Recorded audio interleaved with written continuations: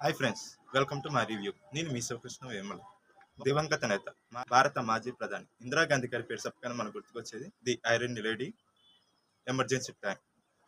ఇందిరాగాంధీ గారి జీవిత రాజకీయ చరిత్ర ఆధారంగా ఈ సినిమాను రూపొందించగా, ఈ సినిమాలో ఇందిరాగాంధీ గారి పాత్రను నటి ఎంపీ కంగనా రనౌత్ గారు పోషించాడు.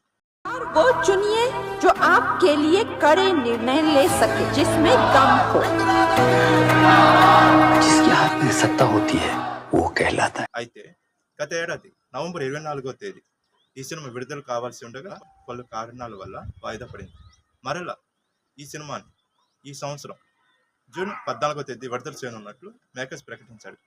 అయితే ఈ తరుణంలో కంగనా రనౌత్ గారు రాజకీయాల్లో ఎంట్రీ ఇచ్చాడు. మధ్యప్రదేశ్లోని మండి నియోజకవర్గం నుండి బీజేపీ నుండి ఆమె ఎంపీగా పోటీ చేసి గెలిచారు. దీంతో రాజకీయాలు బిజీ కావడంతో ఈ సినిమా మళ్ళా వాయిదా పడింది.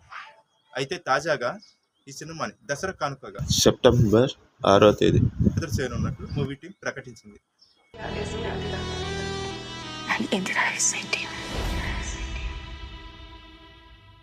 ఈ మేరకు ట్రైలర్ను కూడా విడుదల చేశాడు. ఈ ట్రైలర్ను ఒకసారి మనం గమనించినట్లయితే ఇండో పాక్ టైంలో ఇందిరాగాంధీ గారు తీసుకున్న నిర్ణయాలు, అలాగే భారతదేశంలో చీకటి రోజులుగా పిలువబడే 1975 ఎమర్జెన్సీ దాని మీద ఈ సినిమా తీసినట్లు తెలుస్తుంది. जेल बन जाएगा। पूरी कैबिनेट की सहमति आवश्यक होती है इंदिरा जी।